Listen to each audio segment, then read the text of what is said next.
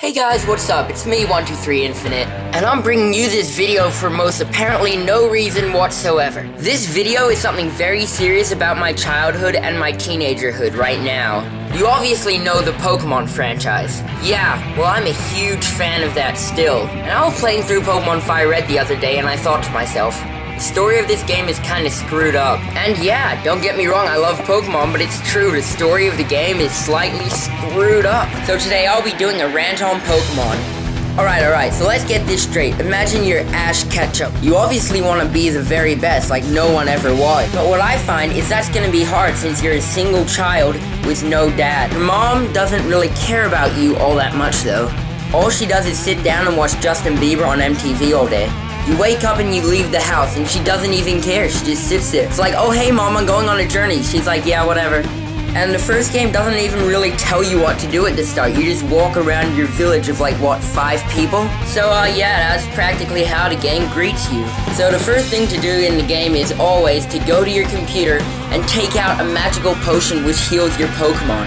Wait a second, how do items fit in a computer? Computers are meant for storing data, not items. Get it straight, Nintendo. And why do you have to be using PCs? They should be using Mac. Professor asked you something, it's like, what's my grandson's name? You call the grandson whatever you want, and the grandson doesn't even notice at all. Yeah, his name is, yeah, it was Stupid Head. Yeah, and if you were an immature little kid like me, then you probably named him something like that. And he's like, oh yeah, alright, that's cool. My grandson's name is Stupid Head. I can deal with that. So he catches you walking into grass by yourself and he's like, dude, come get a Pokemon. And since you didn't read the guide on the internet, you didn't know that you were supposed to get a Pokemon on the start. You were just supposed to walk into the grass, so now you feel really embarrassed. Anyway, he leads you into a lab which is about 10 times the size of your house in a tiny village. He has 3 rare Pokemon on his bench that he's gonna give you, even though they're not rare because they're physically impossible to find anywhere in the game. So after you take one of them, your annoying rival always has to pick the one that you're weak against. To a Pokedex. He's like, hey Ash, guess what? I'm a professor, and I've been gathering information about Pokemon my whole life since I was a little kid just like you, and I created this Pokedex which has no information whatsoever on it.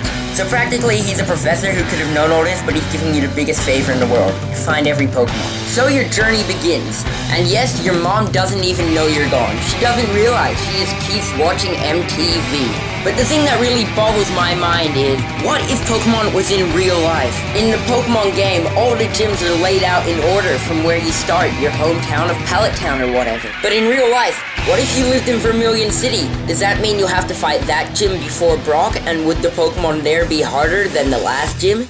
I don't know. So yes, your town has to be in the very bottom corner of the map every time, no matter what. And every gym happens to be in order. And don't even get me started about the trainers you fight at the start. They're all like, let's battle as soon as you look into their eyes. It's like the whole thing was set up in real life and they're just like, okay, we're gonna wait here for him to get his Pokemon. It's gonna be a total birthday surprise prank and then we're gonna all battle him.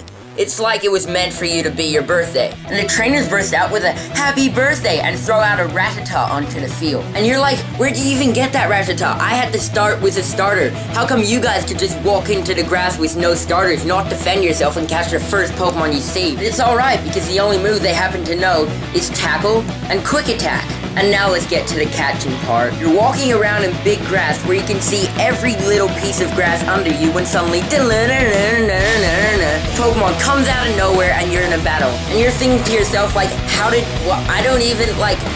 that Pokemon get there? I searched all the grass, there were no Pokemon. I couldn't see any on my screen or on the field of view or whatever. And one just pops out right in front of me. How could I have not seen that? And here's the thing that I really didn't get about that. At the end of most games, there are some legendaries that run around the map like weirdos. And they're like, catch me if you can, and you have to go and track them down in the wild grass. Anyway, you're just walking in the wild grass. You can't see anything underneath you when a wild Entei pops out of nowhere.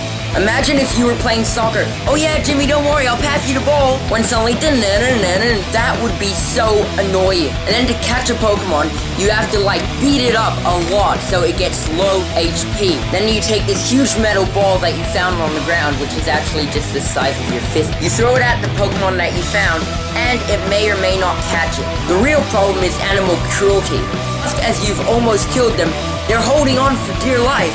You're like, oh my god, no! And then you chuck a huge ball at its face. You hit it right in the face and almost knock him out. Then there's this evil team called Team Rocket. They claim to be looking for really rare Pokemon, even though all they have are Rattatas and other unrare Pokemon. And then whenever you're almost finished the game and you're gonna catch the legendary, someone usually says, in a house or something, legendaries are what keeps this world in order. After you catch it with a Master Ball and you send it to your computer, the world still stays the same. You just keep it for your own personal collection. How does a Pokemon fit in a computer? What does it do in the computer? Does it just chillax? Do they have board games? Man, and then there's always these little trees blocking your way. And you're like, why can't I just go around it? Well, no, you have to have a Pokemon with the HM cut. Also surf. If you want to surf on the water, you're like, why can't I just swim over the water? No, you obviously have to have a Pokemon that can swim. After you're very far on your journey or whatever, and you want to go home and say hi to Mom, guess what she says? Oh, hey there. There you are. Yeah, do you want me to rescue your Pokemon? And then she just sends you to bed. I always thought a Pokemon would be a very strange game, but I love it either way. Thanks guys for watching. I hope you enjoyed this video and tell me some more suggestions of what I should do on my next video. Peace.